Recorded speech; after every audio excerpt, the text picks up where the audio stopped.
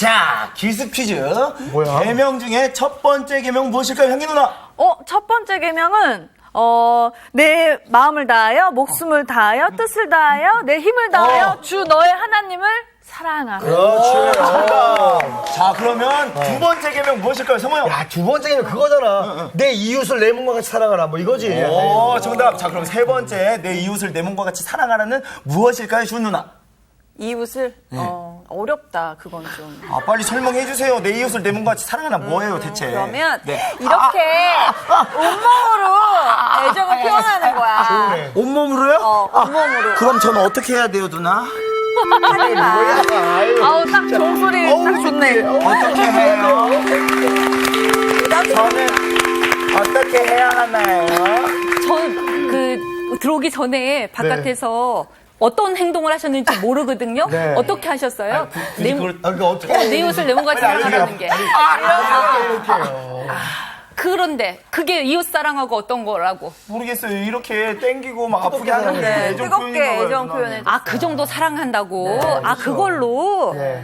저는 또 제가 상상하기를, 여러분들이 막 떠드실 때 상상하기를, 주은 씨가 정교 학생을 힘들게 했는데 주은 학생이 너무 아픈 거야. 자기가 그렇게 한 게. 그러니까 네가 아픈 만큼 나도 아프다. 지금 그 상황인 줄 알았어요. 주은 누나를 너무 착하게 보셨어요. 선생님. 그랬나요? 아니 그래서 맞아요. 오늘 이제 드디어 3라운드. 이제 예수님이 세금 논쟁에서 사실은 어떻게 보면 세금 논쟁과 통하는 것 같아요. 부활 논쟁도. 그러니까 부활 이후는 뭐죠? 막 이런 거 궁금해하기보다 그러니까 황제한테 세금을 바쳐야 돼요? 말아야 돼요? 바친다면은 뭐 무슨 근거로 막 안 바친다면은 테러를 할까요? 막 이런 거 말고 사실 바리새인들은 항상 가설적 질문을 하기를 좋아해요. 근데 우리 시대에도 신학 논쟁을 할 때 가설 논쟁을 참 많이 해요. 근데 이제 바리새인들이 예를 들면 뭐 이혼은 해도 돼요? 된다면 어떤 경우에 돼요? 맨날 이런 식으로 질문하잖아요. 근데 예수님은 그럴 때마다 더 근본적인 사람으로서의 도리, 예배자로서의 도리, 신앙인으로서의 도리를 가르쳐 주시는데 그러다 보니까 황제한테 세금을 바쳐야 돼요? 말아야 돼요? 그런 논쟁에서도 예수님이 KO를 이길 수 있었던 거는 가만히 생각해보면 황제가 줄 수 있는 것, 그 사람 재위 기간이 도대체 몇 년이라고. 그러니까 하나님께 속한 것. 그 대답 하나로 사실은 모든 게임이 다 끝나는데 부활 논쟁도 마찬가지 같아요. 부활 이후가 너무 궁금해서 그걸 가지고 막 가설을 만들어가지고 이런저런 경우의 수를 들이대기보다 부활 신앙을 가진 사람이라면 지금 여기 내 현실에서 어떻게 열심히 살으라는 건지. 이제 예수님은 항상 본질적인 질문으로 그렇게 가시는데 오늘 계명 논쟁도 마찬가지입니다. 이 사람들한테는 율법이라고 하는 게 너무 중요하니까 안식일과 관련된 율법만 해도 너무너무 많잖아요. 그러니까 안식일에 이런 거 해도 돼 말아야 돼. 뭐 한 손으로 먹는 건 타작을 한 거야 만 거야. 두 손으로 까불리는 건 맨날 이것만 가지고 이웃들의 행위를 재단하고 있잖아요. 쟤네들이 외출해서 돌아와서 손을 씻고 먹어 안 씻고 먹어. 맨날 이거 하고 있어요. 그러니까 예수님이 오늘도 아주 근본적인 대답을 해주실 거거든요. 그래서 그것과 관련된 본문을 드디어 보겠습니다. 마가복음 12장 28절에서 34절입니다. 오늘 수업 마가복음 43강 계명에 대해 논쟁하시다. 찾으신 분들이 두 절씩 읽으시면 될 것 같죠?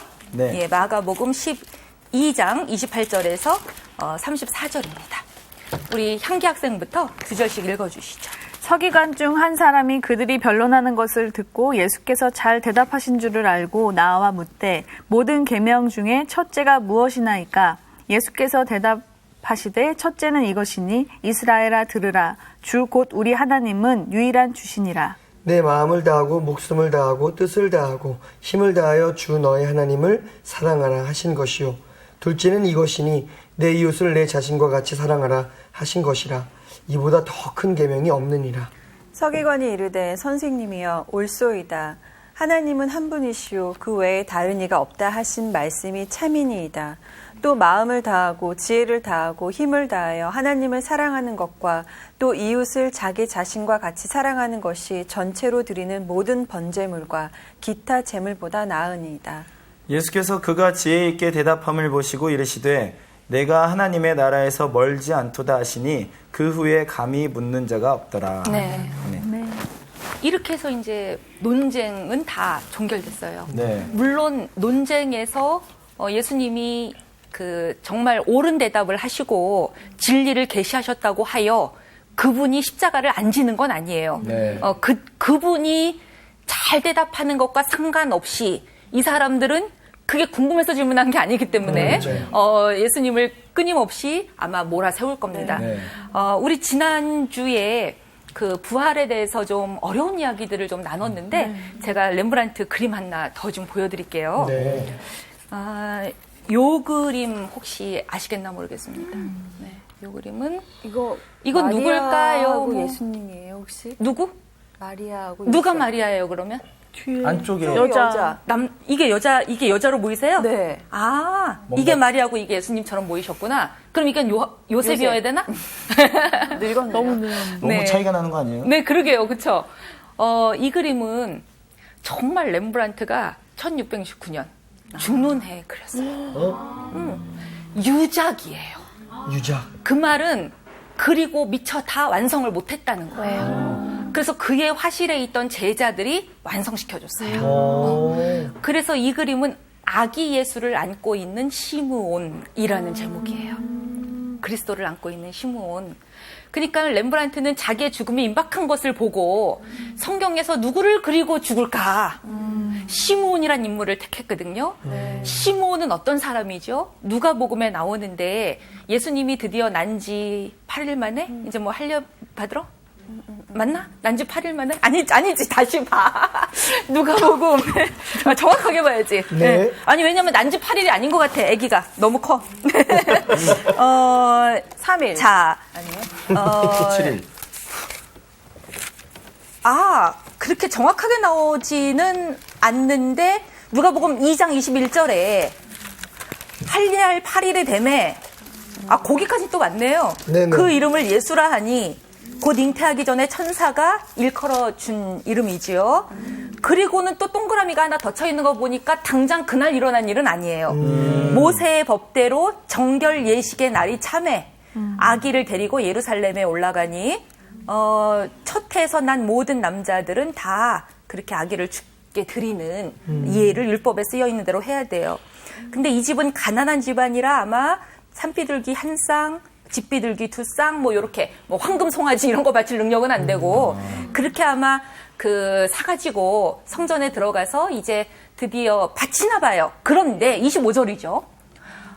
예루살렘에 시몬이라는 할아버지가 한 분 살고 있었는데, 네. 맨날 성전에 머물면서, 내가 그리스도를 보기 전까지는 눈을 감을 수 없다. 그래서 27절에 성전에 들어가니 마침 이제 시몬 할아버지와 드디어 아기 예수가 만나는 장면이죠. 그래서 29절부터 사실은 성경에 유명한 노래들이 있어요. 네. 마리아의 노래, 한나의 노래, 미리암의 노래. 네. 이게 이제 여성들이 부르는 유명한 3대 여성들의 찬가인데 그에 못지않게 시므온의 노래. 이게 너무 유명해요, 사실은. 그래서 시므온이 찬송하여 이르되 이거 찬송이니까 노래 곡을 붙여야 돼요. 우리 성호 씨가 앞으로 곡을 붙여야 되는데 29절에 보니까 우리가 한번 그 성호 학생이 읽어주시겠어요? 32절까지? 주제여 이제는 말씀하신 대로 종을 평안히 놓아주시는도다. 내 눈이 주의 구원을 보았사오니 이는 만민 앞에 예비하신 것이요 이방을 비추는 빛이요 주의 백성 이스라엘의 영광이시니이다. 저는 참 이 시므온이라고 하는 분이 우리가 이제 바리새인들의 특징으로 종교적으로는 경건한 척한데 정치적으로는 기회주의여서 항상 로마에 결탁하고 성전을 기반으로 자기들의 권력을 계속 확장해 나가고 이 얘기를 했는데 시므온이라고 하는 분은 성전을 중심으로 생활하는 건 맞아요. 네. 다시 말하면 교회 열심히 다닌다 이거예요. 종교적으로 보수적이고 경건해. 문제는 이분이 생각하는 예루살렘 성전은 예수님이 성전 정화 사건 때 하셨던 말씀 그대로 내 집은 만민이 기도하는 집이다. 근데 이 만민이라는 단어가 예루살렘 성전을 중심으로 유대 율법에 기대어 유대 교회의 지도자라고 하는 사람들은 불편한 소리잖아요. 네. 왜? 성전은 이방인과 유대인을 구별하는 가장 중요한 표시. 이방인은 못 들어와요. 그런데 만민에게 딱 열어준다는 것은 네. 그들은 너무 기분 나쁜. 그러면 이 시스템이 붕괴하는 듯한 위협으로 느끼는데 시므온 할아버지의 기도 좀 보세요. 아니 이분은 어떻게 이 경륜을 깨닫냐고. 유대교인으로 어떻게 이거를 아냐고. 만민 앞에 예배하신 것이고 이방을 비추는 빛이다. 그러니까 죽기 전에 정말 진리에 딱 도달을 하고 그리스도 메시아를 알아보고 눈을 감는 거예요. 네. 렘브란트가 젊었을 때도 이 그림을 그렸었어요. 28년 아주 젊었을 때도 이 그림을 20대에 그렸었는데 그때와 이 죽기 전에 유고로 남긴 그림은 확연히 달라요. 이 그림은 왜 다르냐면 아기를 안고 있는 손이 굉장히 부자연스럽죠. 아기를 이렇게 안거나 이래야지 누가 이렇게 하노. 네. 기도하는 거야. 기도하는 손이고 이분의 눈을 보면 앞이 안 보여요.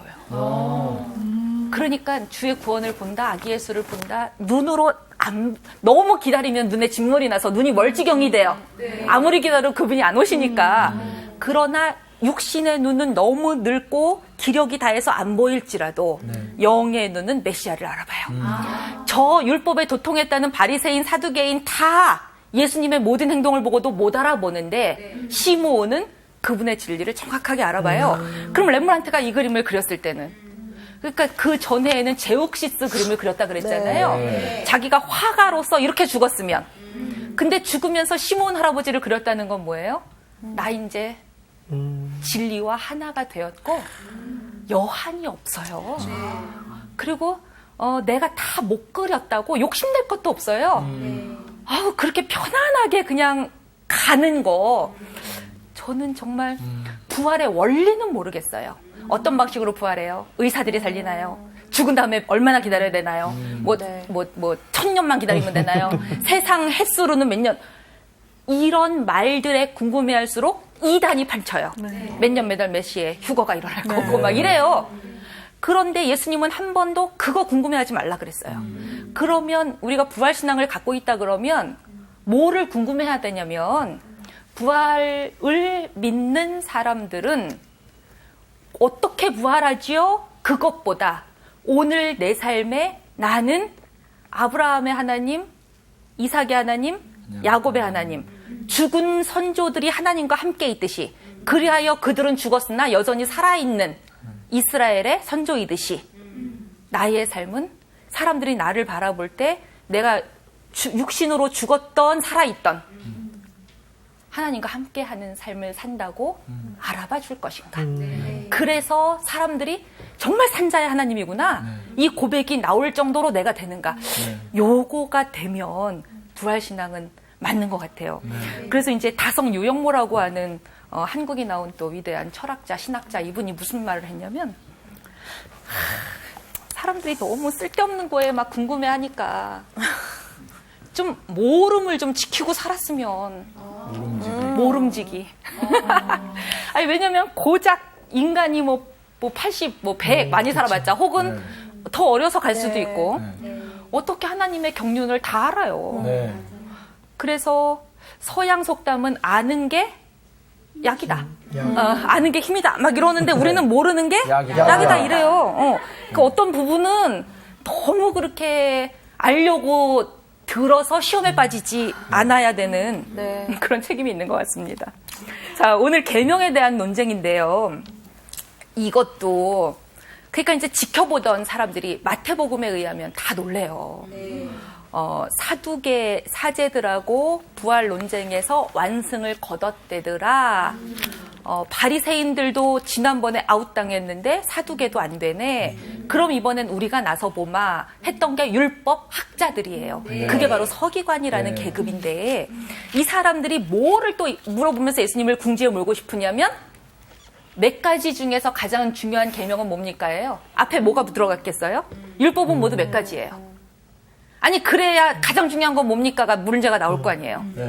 율법은 모두 몇 가지예요? 여기서 봤을 땐 2가지인데요. 율법 모두 몇 가지예요? 하려면 토라 봐야 돼. 이렇게 막 그래서 신명기 레위기 막 뒤지면서 하나 세면 되는데 제가 쉽게 아는 방법 가르쳐 드릴게요. 네.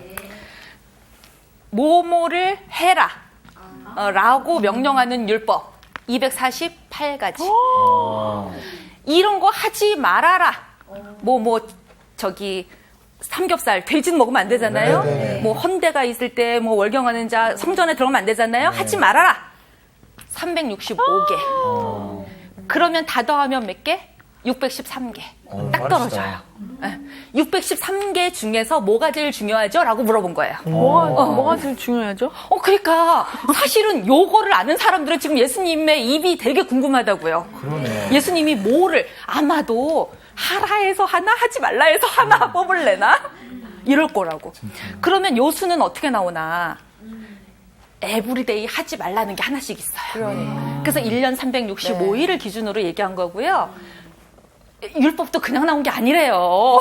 248개는요. 짝수네요. 우리 신체의 모든 부위를 다 더하면 248개래요.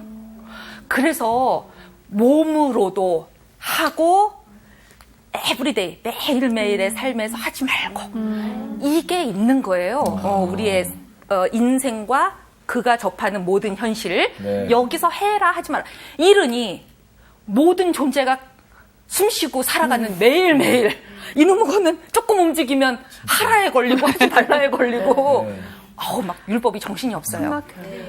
그래서 613개가 있는데 다른 사람들은 다 지금 이거 알고 있거든요. 613개 중에 뭐가 제일 중요하죠? 이러면 적어도 서기관들이 생각할 때는 예수님은 멘붕에 빠지리라 이겁니다. 머릿속으로 지금 제일 중요한 거 막 떠올려야 되는 거죠.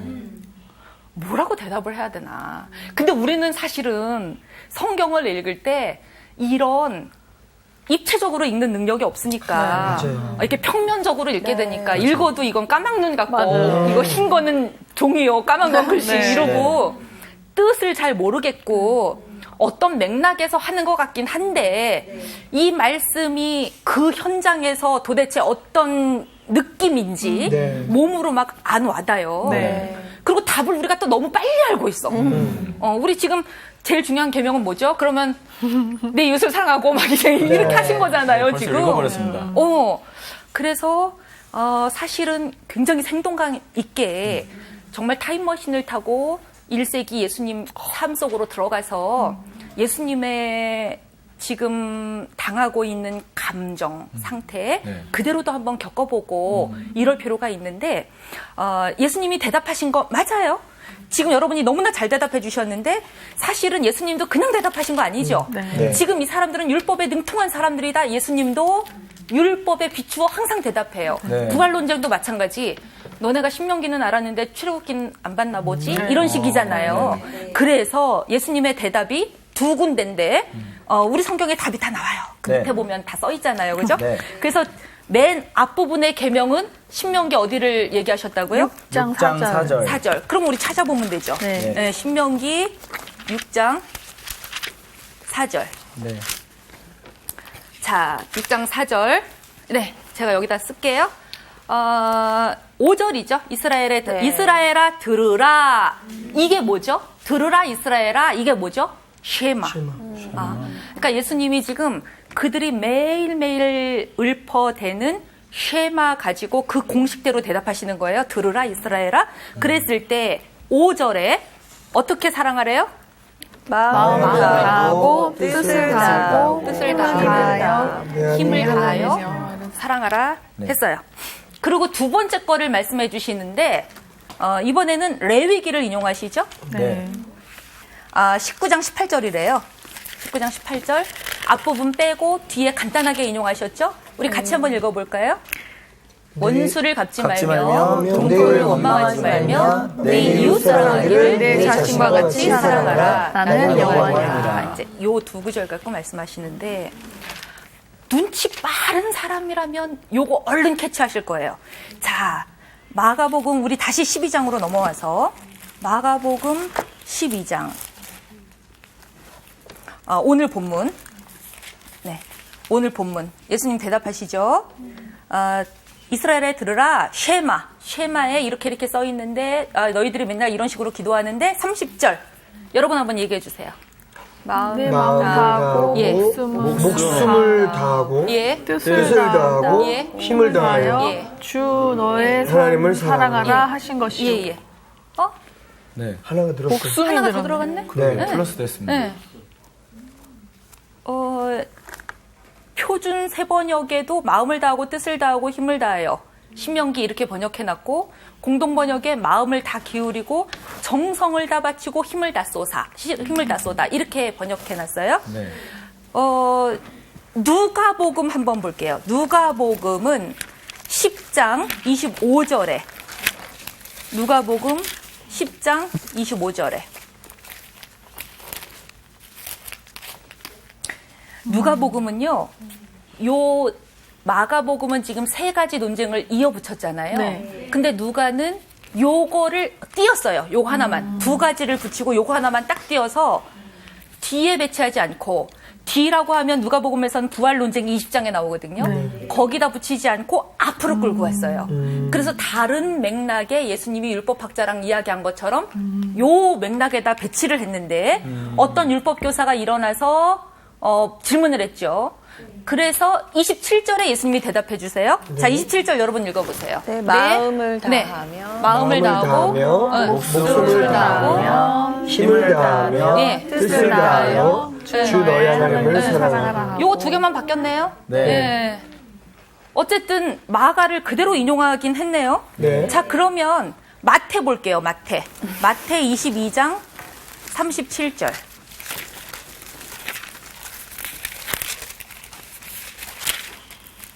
이게 쉐마를 이 사람들은 매일매일 암송하고 있기 때문에 예수님이 하나 더 붙인 거 그들은 기가 막히게 알아요. 우리만 몰라. 그런 것만 알고. 네네네. 자, 마태 22장 37절에 37절에 자, 요것 한번 보세요. 뭐라고 네, 해요? 마음을 마음을 다하고 예. 목숨을 다하고 예. 뜻을 다하여 주 너의 하나님을 사랑하라. 힘이 빠졌네. 힘이 빠져. 힘이 빠졌어요? 네. 자, 요것도 번역 이상한데요. 영어 성경으로 보면요. 신명기를 Love the Lord your God with your all heart, heart, 네. soul, 영혼. strength 이렇게 번역했어요. 네. 그러더니 마가, 마태, 누가로 오면 하트 똑같아요. 네. soul 똑같아요. 그리고 요 사이에 마인드를 넣었어요. strength 이렇게 번역했어요. 영어 성경은. 그러면 요거랑 연결시켜 보면 하트가 마음이구나. 네. soul이 목숨인가 봐. 네. 그리고 힘은 분명히 스트렝스인데 이 마인드가 뜻인가 봐. 이렇게 돼요. 네. 그래서 사실은 신명기에서 뭐를 덧붙였는지 우리가 정확하게 안 닿는데 네. 사실 신명기에는 마인드가 없어요. 마인드가. 그래서 이게 번역상의 문제거든요, 지금. 마음을 다하고 뜻을 다하고 힘을 다하고 정성을 다하여 사랑하라는 게 무슨 뜻인지가 우리가 안 와닿는다고. 네. 자, 마인드가 들어갔다는 게 제일 중요해요. 마인드. 여기서는 지금 heart, 마음 다하고 soul. 이거는 영혼이라는 뜻이지만 그들은 하나님은 영을 불어넣어 주시고 걷어가는 분이라 목숨으로 번역해도 괜찮아요. 네. 네. 그 다음에 정성이라고 하든 힘이라고 하든 strength. 온갖 노력을 다해서 사랑하라 맞는 것 같아요. 네. 요거 하나를 예수님이 첨가하셨다고요. 요거를 그럼 우리는 뭐라고 번역을 해요? 성경에서는 마치 지금 우리가 갖고 있는 성경은 마음, 뜻, 힘, 마음, 뜻, 힘 이래서 목숨이라고 연결될 것 같아요. 네. 노. 이거 잘못 번역된 거예요. 그래서 차라리 신명기를 번역할 때 이게 빠지고 목숨이 올라가는 게 더 자연스러워요. 차라리 뜻으로 가려면 그래야 뭐가 빠지고 뭐가 들어갔네, 예수님이 뭘 새로 집어넣었네가 분명히 보여요. 어쨌든 마인드예요. 마인드 하나가 들어간 게 중요하거든요. 네. 요거를 알아내는 게 오늘의 숙제인 거예요. 이 서기관은 알아들었어요. 이 서기관은 예수님하고 논쟁하는 중에 자기도 율법에 엄청 통달했거든요. 네. 그런데 예수님이 살짝 뭐 하나 바꿨다는 걸 이 사람은 기가 막히게 알아들었어요. 네. 그러더니 우리만 몰라. 우리만 몰라. 같아요. 우리는 왜 까막눈이야? 왜냐하면 우리가 유대인이 아니어서 그래요. 그러니까 유대인이고 머릿속에 613가지 율법이 막 돌아가고 이렇게 복잡한 사람들은 지금 예수님하고 서기관 사이에 무슨 일이 일어나고 있는지를 기가 막히게 알아볼 텐데 우리는 유대인이 아니라 머릿속에 율법도 없고 삼겹살도 매일 먹고 하기도 힘든데. 저게 그냥 그게 그거 같고 그게 그거 같고. 그게 그거 같고. 네. 그런데 마인드가 들어갔어요. 그러니까요. 그래서 우리의 숙제는 이 마인드가 도대체 뭔지를 알아내는 거예요. 그런데 이 서기관이 뭐라고 대답하냐면 32절에 선생님 옳습니다. 아니 지금 예수님하고 싸우려고 왔던 사람이 아니라 이 사람 하나가 사실은 너무나 희망적이게도 여태까지 모든 논쟁에서는 사람들이 회개한 장면이 없어요. 네. 근데 오늘 요 본문에서 이 서기관 하나는 이 마인드라는 말 하나에 예수님의 뜻을 딱 알아듣고 말귀를 알아듣는 거죠. 말귀를 알아듣고 32절 보세요. 선생님 옳습니다. 선생님 말씀이 참인데 33절에 자, 이 사람 보세요. 마음을 다하고 이 마인드를 이 사람은 지혜라고 번역했어요. 지혜를 다하고 힘을 다하여 하나님 사랑하는 것과 뭐 이웃 사랑하는 게 여러분 요 맨 뒤에는요. 예수님이 하신 것보다 더 많이 알아들은 걸 자기 나름대로 부연 설명한 거예요. 모든 번제물과 기타 제물보다 낫습니다 이래요. 예수님이 여태까지 성전에서 뭐 하신 건데 희생제물 드리려고 저 멀리서부터 낑낑대고 올라오느라 흠날까봐 너네들 여기 와갖고 돈으로 바꿔서 동물 사가지고 들어가서 피 보고 매일매일 이거 하고 혹은 저 이방 나라에서 사는 사람들은 1년에 한 번 어떻게 해서든지 여비 모아서 와가지고 이거 하고 이걸로 신앙이 있네 없네 하고 그러나 예루살렘 성전을 기반으로 부를 축적하는 자들은 외세에 결탁해서 성전을 활용해서 이들의 신앙심을 활용해서 자기들의 부만 축적하고 이 시스템은 붕괴되어야 된다. 예수님 그렇게 하셨는데 요 서기관은 사실은 편을 먹는다면 저들 편을 들어야 되잖아요. 왜냐하면 자기의 존재 기반은 그것이니까. 여러분 이게 자기 부정이에요. 딱 진리가 나한테 와서 한 머리를 탁 치니까 이 사람 뭐라 그래요? 하나님 사랑하고 이웃 사랑하는 이것이 성전에서 맨날 예배드리고 기도 많이 하고 헌금했다고 재물 바쳤다고 나는 성도로서의 의무를 다했다. 이런 거보다 100배 낫습니다. 네, 100만 배. 이거는 정말 자기는 그게 없으면 무너지는 사람인데도 이렇게 알아들었어요. 그랬더니 예수님이 34절에 다시 이게 강조돼요. 그가 with mind, 지혜롭게 대답한 걸 보시고 또 하나님 나라에서 멀지 않았네. 야, 이게 진짜, 야. 예수님은 여태까지 전선을 형성했잖아. 너네들은 절대로 하나님 나라에서 못 들어간다. 바리새인 헤롯 땅 사두개 얘는 안 된다 막 이랬는데 넌 하나님 나라 나는 맨날 얘네들하고만 놀 거야 이러셨는데 예수님 아닌 거예요. 뭐를 기준으로? 지혜. 그러니까 마인드는 지혜네요. 그러면 이 지혜는 무슨 지혜인 거예요? 우리 창세기 3장 봐야 돼. 야, 이거 오늘. 창세기. 굉장히 충격적인데요. 인간이 창세기에 보니까 이게 에덴 동산에 가운데 나무가 2개 있다며. 한 나무는 무슨 나무래요? 인간이 따먹은 나무가 선악을 알게 하는 나무. 선악을 알게 하는 나무. 우리는 선악과 나무 이러지만 선악을 아니 보세요. 나무를 묘사할 때 탐스럽기도 하여라. 보암직도 하고 먹음직도 하여라. 오케이. 네, 나무를 보면 사과를 보면서 보암직도 하여라. 먹음직도 하여라. 열매. 근데 무슨 나무가 6절 보세요. 지혜롭게 하는 나무다 이거예요. 지혜롭게 할 만큼 탐스러운 나무다. 이 나무는 지식나무예요. 그 열매를 따먹은 인류가 그 열매를 따먹고 한 일은 뭐예요? 하나님한테 반역하는 일들만 됐어요. 그리고는 하나님이 주신 율법이라는 것도 이 백성을 살리자는 율법이었는데 그게 시대가 아주 막 몇천 년 굉장히 오랫동안 흐르면서 예수님 시대로 오니까 이 율법이 어떻게 됐어요? 사람을 죽이는 데 쌓여요. 맞아요. 맨날 이웃을 바라보면서 쟤 아까 밥 먹는데 보니까 손 안 씻더라. 정결법 위반? 이거 하고 있어요. 네. 예수님의 행동을 보니까 안식일에 사람 고쳤어? 급한 사람도 아니었는데 막 이제 이거 하고 있어요, 이 사람들이. 네. 그죠? 네. 그러니 다시 먹어야 돼요. 뭐를? 참 지혜의 나무를.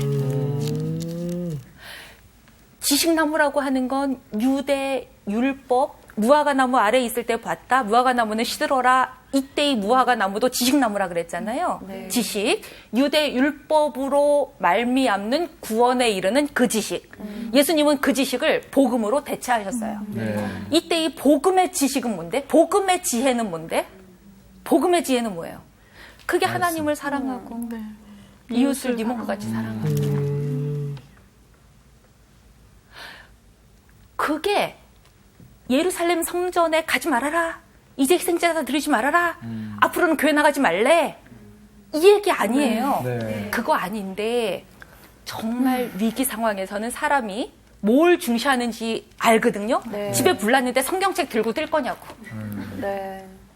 혹은 내가 죽었을 때 저 사람은 무엇으로 기억될 거냐고. 딱 두 가지밖에 없어요. 하나님을 사랑한 삶을 살았네. 그러다 보니 그의 삶은 이웃도 사랑했네. 그런데 이때 너 자신과 같이 사랑하래요. 그래서 사실은 세 가지 사랑이 나와요. 네. 하나님 사랑, 이웃 사랑, 자신. 나 사랑. 나 사랑. 너 자신을 사랑하는 만큼 이웃을 사랑하래요. 네. 나 자신을 우리가 어떻게 사랑하는데? 배가 침몰하면 나부터 살아나오잖아요. 네. 내가 나를 사랑하니까. 그러면 그것만큼 저 사람 사랑하래요. 다시 들어가야지. 다시 들어가야지. 같이 그런데 여러분 이게 이웃이 들어가면 이게 사회윤리가 돼요. 사회윤리. 우린 사회 안에서 살고 있으니까. 네. 그리고 이 사회라고 하는 데는 기독교인이 아닌 사람들과 더불어 산다고. 네. 내가 내 신념에 의해서는 안 믿는 사람하고 뭐 하고 뭐 저 사람들은 구원을 받네 뭐 천국에 가네 안 가네? 내 신앙으로는 용납이 안 되는데 그거 잠시 접어두고 내가 나를 사랑하니까 네. 저 사람들을 한번 사랑해 보래요. 네. 요 마음이 어떻게 해야 생긴대? 하나님이 나하고 맺은 관계 때문에. 하나님이 나를 사랑하니까 네. 이웃사랑도 한번 해보래요. 네. 그래서 기독교인들은 그 인본주의랑 달라요. 인본주의는 인간 안에 있는 선을 행한 가능성을 믿고 휴머니즘으로 자꾸 끌어들이는 게 윤리예요. 네. 그런데 기독교는 인간한테 별로 희망을 안 둬요. 인간은 본성이 지밖에 모르는 것들이야. 네. 그게 선악과를 따먹은 거야. 네. 이기적인 거야. 죽을 때까지. 네. 죽을 때까지. 죽을 때까지. 그런데 어떻게 해야 이 사람들이 과거에 육체로 살던 사람 삶과 달리 살 수 있게 되냐면 그분하고의 개인적인 관계. 네. 요게 제대로 정립이 되면 사회 안에서 이 사람의 삶 이것도 한번 바뀌어보는 거예요. 네. 그래서 누가는 요 이야기는 뒤에다가 이렇게 부활 논쟁에 붙이고 이렇게 하지 말고 내가 앞으로 좀 확 끌어내서 왜냐하면 이 서기관이 조금 더 질문해 줬으면 싶은 거예요. 누가는 어떻게 질문을 해야 돼요? 그러면 이웃의 범위는 어떻게 되는데요? 어디까지 사랑할까요? 내 몸처럼. 네. 이랬을 때 나온 게 바로 이건 거잖아요.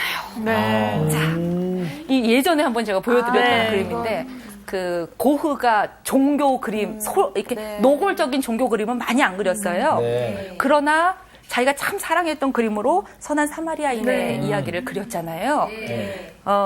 이때 18세기에 사진기가 막 발명이 돼요. 그러니 제옥수씨도 필요 없고 솔거도 필요 없는 거야, 이제는. 사진 하나가 그대로 묘사해버리면 되잖아요. 근데 고흐는요, 자기는 사진이라고 하는 게 나와도 화가라고 하는 사람들은 똑같이 묘사하는데 목적이 있는 사람들이 아니고 자기가 바라본 관점으로 다시 해석하는 사람들이에요. 네. 그래서 뭐 나가수 불후의 명곡 이런 공중파 텔레비전을 보면 예전 노래하고 똑같이 부르면 점수 안 나오잖아요. 그렇죠. 그러면 사람들이 뭐라 그러냐면 어머 새롭게 해석하셨네요 이래요. 해석이란 말을 한다고 우리가 가수한테 이게 굉장히 중요해요. 그래서 고흐는요 이 선한 사마리아인의 이야기도 자기가 해석했는데 네. 어떻게 해석하냐? 이 사람 보이시나 모르겠어요. 네. 그리고 저만치 멀어져 가는 이분도 보이나 네, 모르겠어요. 네. 저만치 멀어져 가네. 네. 이분도 보이고. 근데 따라서. 이분 손에 책이 들려 있거든요. 책. 성경책. 율법책. 그렇지. 이 사람이 아는 지식은 구원에 이르지 못하는 지식이에요. 뭐만 아는데 율법식 율법. 613가지. 그래서 이웃을 실족해 하기에만 급급해요. 그런데 선한 사마리아 사람 이 사람은 지금 급해요. 위기 상황이에요. 이 사람 죽을까 말까예요. 생명을 살리는 일에 가장 중요한 건 나만 해도 누군가 와서 나를 좀 도왔으면 하는 마음이잖아요. 그 마음 그대로 이 사람도 그렇겠거니 내가 나를 사랑하니까 이 사람 내가 이렇게 해주는 건 하나님이 주신 마음 요걸 그대로 하고 있어요. 고우가 굉장히 사마리아 사람한테 감명받았나 봐요. 그래서 누가복음에서는 사실 다른 본문엔 안 나오잖아요. 사마리아 사람의 이 선행이. 누가가 이 이야기를 굉장히 은혜를 받고 마가와 마태를 보면서 확장한 거예요. 저는 그 지혜가, 그 슬기로움이, 그 새로운 지식나무가 우리 안에 있는가. 우리 요한복음 15장 19절인지 19장 15절인지 거기에 보면 영생이란 예수 잘 믿으면 영생 받는다 이렇게 나오면 좋겠는데 그럴 것 같은데 우리 주 하나님 그리고 그가 보내신 예수 그리스도를 아는 거라고 나오거든요. 네. 그게 바로 마인드예요. 마인드의 작용은 지식, 지혜 이쪽하고 연결돼요. 그러니 예수님이 이 서기관한테 너는 과거에는 다른 마인드로 살았는데 이제 내 말을 듣더니 마인드가 싹 바뀌었네? 네. 요 얘기해 주시는 거예요. 저는 우리가 회개 그러면 맨날 감성적인 측면들을 많이 생각하거든요. 그러나 사실 회개의 가장 중요한 것은 하트나 소울 같은 건 안 보이거든요. 근데 스트렝스는 보이더라고. 열심은 다 보여. 매일 뭐 헌금 어떻게 한다, 주일 예배 어떻게 한다, 성경을 백독했다, 열심은 다 보인다고. 그런데 예수님이 이 서기관하고 논쟁에서 확실히 가르쳐 준 것은 회개란 마인드를 바꾸는 거다. 마인드를. 그리고 이때 바뀌어야 하는 마인드는 어떻게 바뀌래요? 어떻게 바뀌어야 된대요?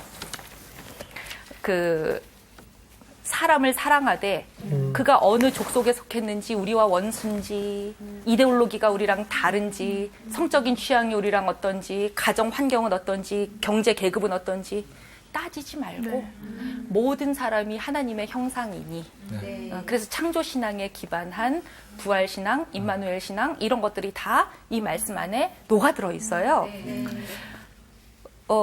저는 여러분들이 사랑을 어떻게 하고 계신지가 그래서 정말 궁금해요. 그래서 사랑에 관한 아주 주옥 같은 시 한 편을 좀 읽어봤으면 좋겠거든요.